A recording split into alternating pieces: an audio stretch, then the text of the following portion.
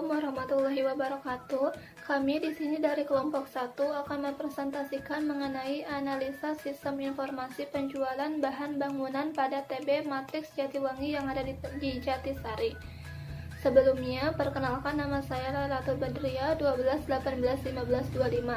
Di kesempatan kali ini saya akan menjelaskan mengenai latar belakang dan visi misi dari TB Matrix Jatiwangi tersebut. Yang pertama di sini ada latar belakang. Sebelum ke latar belakang, saya akan menjelaskan dulu mengenai database.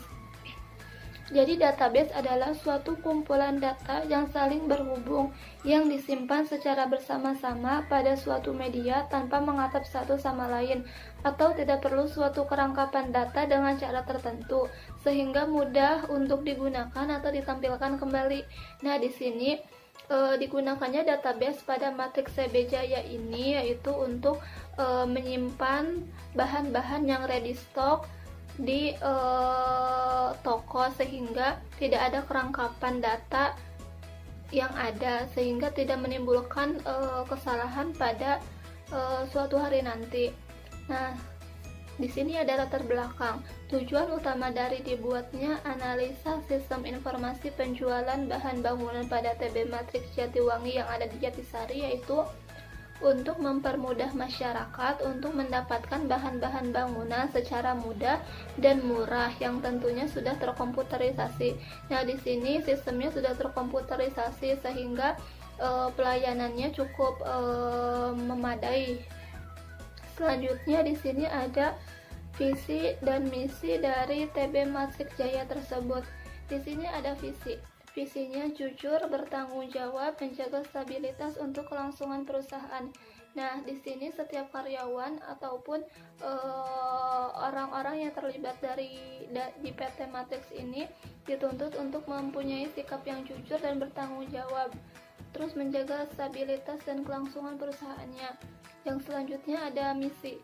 Misinya yaitu komitmen dengan memberi barang dan menjaga citra baik dengan para konsumen. Nah, di sini jadi para pelayannya itu harus menjaga citra baiknya dengan konsumen karena konsumen itu kan seperti raja ya. Selanjutnya ada misinya menjaga mitra usaha dengan perusahaan lain. Nah, di sini TB Matrix Jaya juga menjalin hubungan atau relasi ke TB Matrix TB yang ada di Jatisari tersebut. Di sini saya Denisti Agustin 12 18 12 95 akan menjelaskan tentang identifikasi masalah dan pemecahan masalah. Nah, sekarang yang pertama identifikasi masalah. Identifikasi masalah ada 3. Yang pertama, sering terjadi ketidaksesuaian antara laporan penjualan ataupun laporan barang.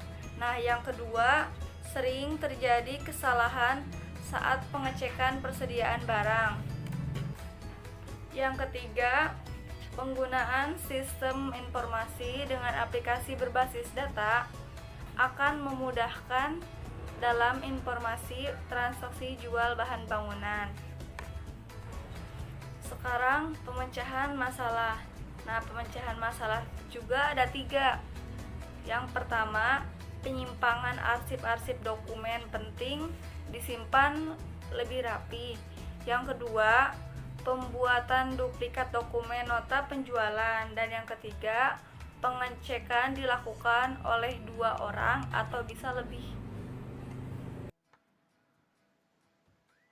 Oke, di sini saya akan menjelaskan apa itu database manajemen penjualan bahan bangunan. Dalam tugas metode penelitian yang kami buat, kami mengambil topik database manajemen penjualan bahan bangunan pada suatu toko, di mana kami membuat database ini untuk memudahkan suatu toko dalam mengelola penjualan bahan bangunan yang tersedia.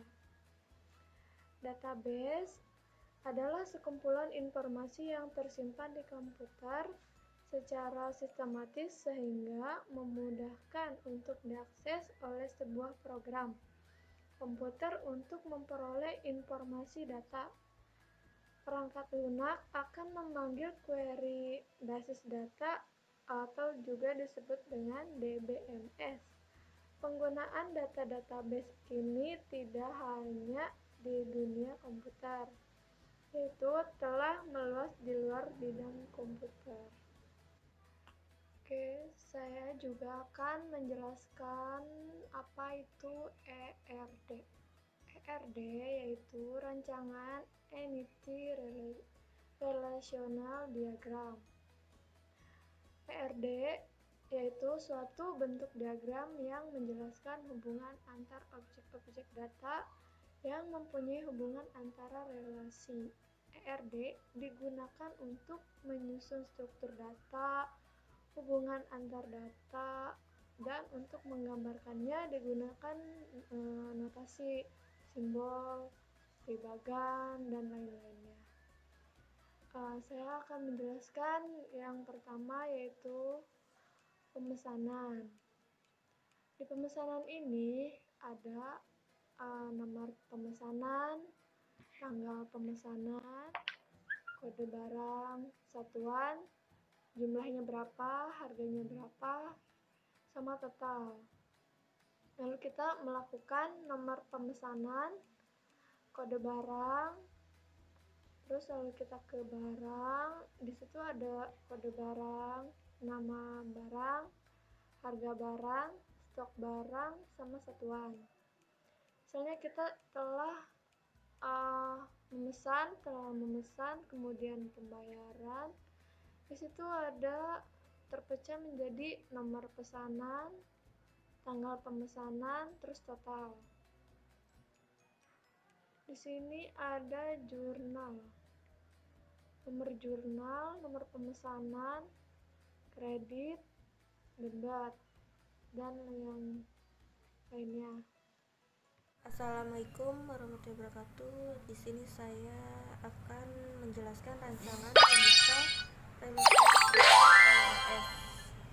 Yang pertama itu barang, kode barang, nama barang, satuan, harga, stok.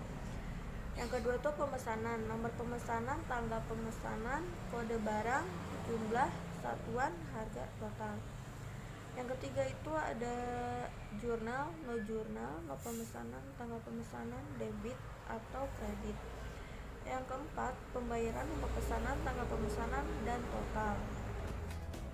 Di sini saya akan menjelaskan gambaran UML. Yang pertama itu ada konsumen, bagian penjualan, bagian pengiriman, dan pemilik. Yang konsumen itu membeli, menanyakan barang dan mengecek barang ada dan tidaknya. Bisa juga membatalkannya. Yang pertama itu mengecek daftar harga barang dan menerima daftar barang, yang lalu melakukan pemesanan atau menginput pemesanan dan mencetak bukti pemesanan dan memberikan bukti pemesanan itu terbagi menjadi dua. Yang pertama tuh menerima bukti pemesanan dan membayar secara tunai. Lalu si konsumen tuh menerima bukti pemesanan dan membuat laporan dan memberikan laporan. Gambaran UML yaitu ada login, pemesanan, pembayaran, laporan, jurnal, datang barang, dan pilih pesanan, tambah, edit, hapus, tampilan form pemesanan, cetak, batal, dan simpan. Assalamualaikum warahmatullahi wabarakatuh. Perkenalkan, nama saya Nabila Khairunisa. Saya dari kelompok 1. Di sini saya akan menjelaskan untuk aplikasi web tentang toko bangunan. Baik, di sini kita langsung ke menu login. Di sini kita menggunakan 3 user. Yang pertama user admin, user petugas gudang, dan user manager. Baik, di sini kita akan coba untuk menu admin. Untuk menu user admin. Baik, langsung aja kita masuk.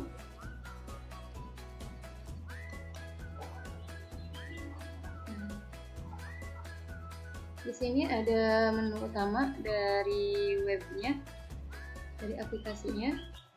Lalu ada menu dashboard.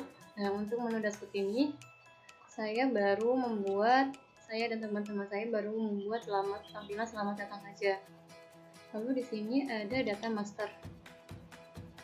Di dalam data master ini ada data barang, jenis barang, merek barang, location, supplier, customer.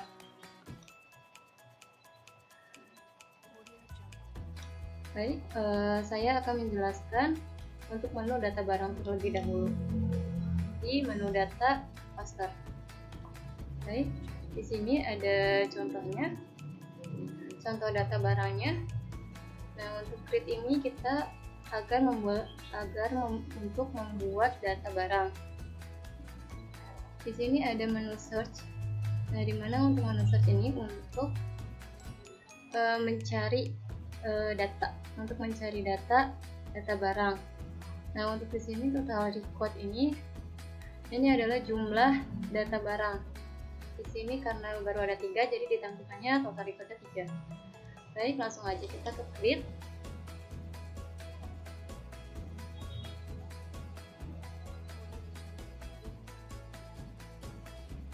Nah, di sini di menu data barang ini ada namanya kode barang. Kode barang ini sudah otomatis untuk nomornya. Dan di sini itu ada nama barang. Di sini ada harga beli, ada PPN, harga jual PPN, harga jual, PPN jual. Dan kalau mau menambahkan foto silahkan. Di sini ada foto barang. Di sini ada jenis barang, merek barang, location, supplier, dan stok. Baik, langsung aja kita buat.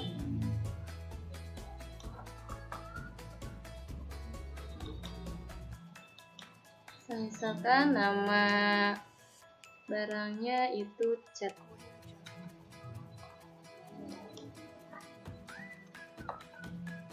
Untuk harga belinya itu 60.000.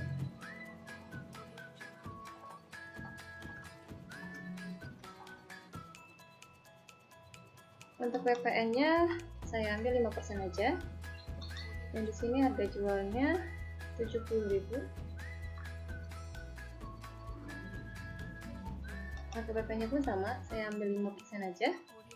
Di sini silakan mau menambahkan foto silakan, tidak pun tidak apa-apa. Di sini saya tidak akan menambahkan foto. Lalu di sini jenis barangnya yaitu cat. Nah, untuk merek barangnya terserah. Di sini saya disesuaikan. Di sini saya akan memilih Nippon. Nah, untuk lokasi penyimpanannya itu ada di gudang luar. Untuk suppliernya saya pilih PT Nippon. Untuk stoknya saya menyediakan stok 100. Baik, kita klik. Di sini sudah ada. Nah, di sini sudah ada untuk ininya, yang ini, yang G30 cat ya. Ini kenapa bisa jadi 63? Karena tadi ada PPN-nya. PPN-nya itu 5%. Jadinya 63.000. Nah, untuk tadi kan saya membeli stoknya itu 100. Jadi total belinya itu 6 juta. Nah, di sini di Excel juga ada menu update dan delete. Silahkan bisa diedit ataupun bisa dihapus. Untuk data barang sudah selesai. Sekarang lanjut ke jenis barang. Nah, untuk jenis barang ini kita bisa menambahkan jenis barang apa. Misalkan paku, tanah, atau pasir, cat, atau semen, serah. Sebagai contoh kita coba buat lagi. Kita ke create. Misalnya jenis barangnya itu pipa. Oke, di create. Sudah muncul ya pipa di sini. Nah, di sini juga ada menu actionnya, update dan delete seperti yang tadi sama. Lalu selanjutnya kita ke merek. Nah, untuk merek pun sama, kalian apabila ada tambahan merek dari toko kalian bisa ditambahkan. Untuk menunya pun sama seperti yang sebelumnya. Oke, kita lewat aja ya. Nah, untuk lokasi ini saya diisi untuk lokasi penyimpanan barangnya. Di sini baru ada gudang luar, gudang dalam, dan etalase buku. Ini untuk ininya masih sama ya, masih sama seperti yang tadi. Nah, di sini untuk kode lokasinya itu otomatis. Nah, di sini kita tinggal mengklik tempat mana yang menyimpan barang. Oke, kita lanjut ke supplier. Nah, supplier ini kita isi untuk data-data supplier kita. Misalnya kita mau beli di PT apa atau di mana untuk pembelian barang-barangnya, itu kita langsung ke sini aja. Nah, untuk menunya mari kita lihat. Nah, di sini ada kode supplier. Nah, untuk kode suppliernya pun sama seperti yang tadi, itu otomatis. Nah, di sini nama suppliernya, misalnya nama PT apa atau apa yang menjadi untuk kita beli barang gitu kan. Terus alamatnya jangan lupa diisi, lalu nomor telepon yang bisa dihubungi, HP atau telepon itu terserah. Terus kalau ada alamat email juga, kalau nggak ada dikosongkan aja. Lalu kontak personnya siapa. Nah, sudah. Baik, langsung aja kita lewat lagi. Kita ke customer.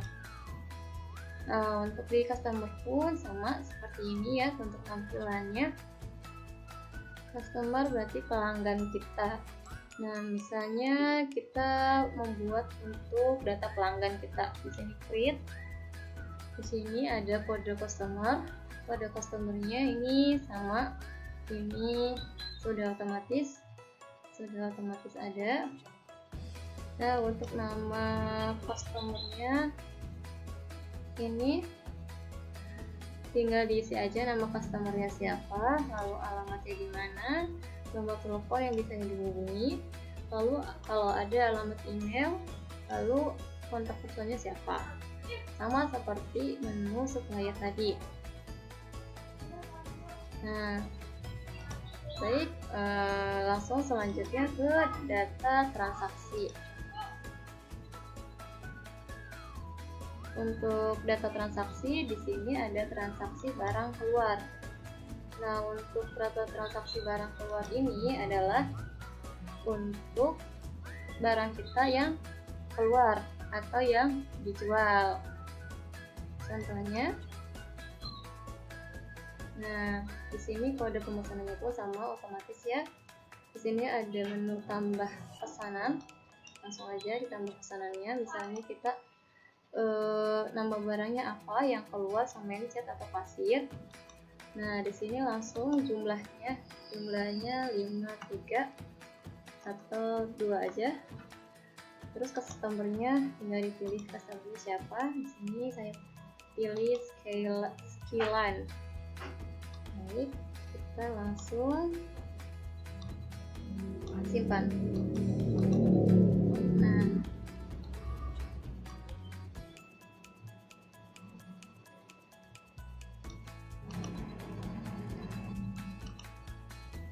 Baik, kita lanjutkan. Untuk data transaksi tadi kan sudah di menu ini, sudah tambahan pesan, lalu simpan. Setelah simpan ini akan muncul seperti ini. Nah, atau seperti ini. Ini bisa di menu pilihan, bisa lihat detailnya, bisa hapus atau bisa cetak. Nah, mari kita lihat detailnya seperti ini. Contoh detailnya. Lalu kita lihat untuk di menu cetaknya. Nah, untuk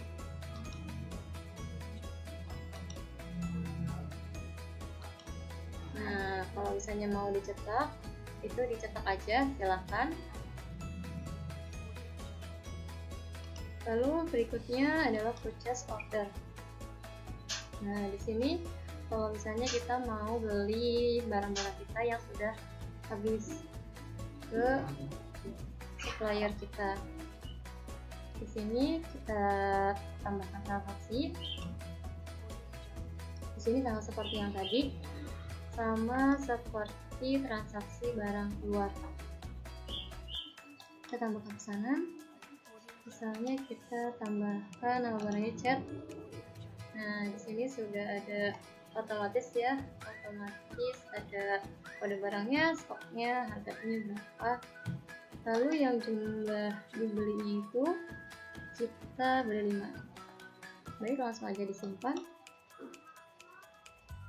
Nah, di sini sudah ada langsung muncul.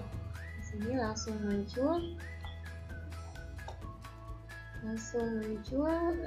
untuk totalnya, harganya, jumlahnya, dan lain-lainnya. Setelah itu kita simpan. Oke.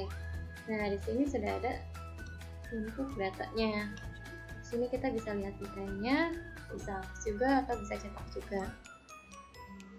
Nah, di sini ada menu user. Nah, untuk menu user ini kita ada 3. Baru ada 3 karena ada 3 user yang bekerja di toko ini. Yang pertama itu manajer, yang kedua petugas gudang, yang ketiga administrator. Baik, kita logout, kita ke menu petugas gudang selanjutnya.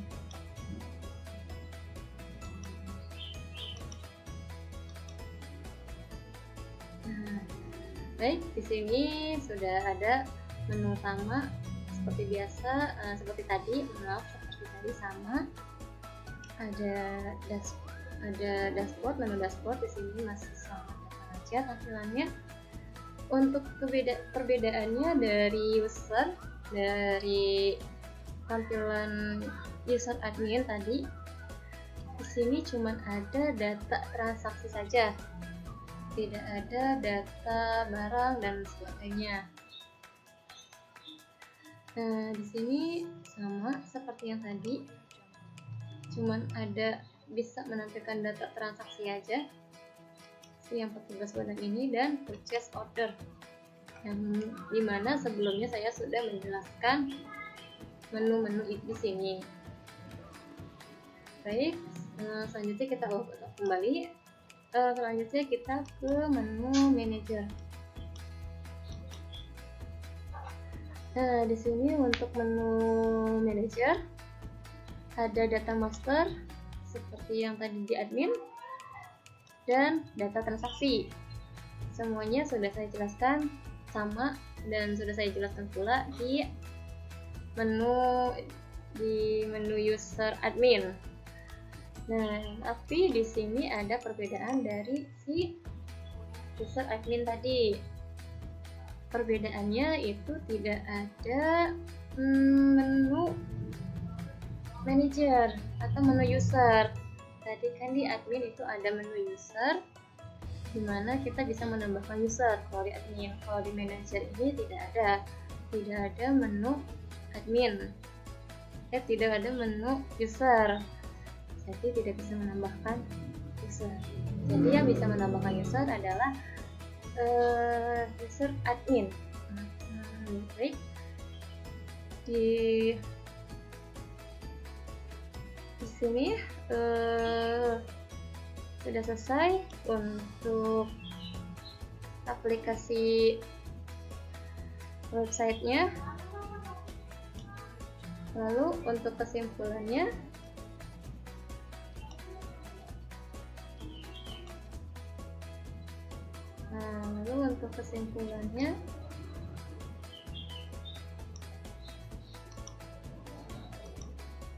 untuk kesimpulan dan sarannya, di sini kesimpulannya sistem penjualan tunai bahan bangunan pada TB Matrix masih manual.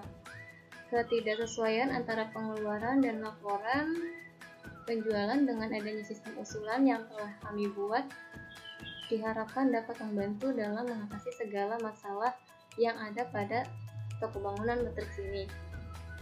Diterapkan sistem terkomposit untuk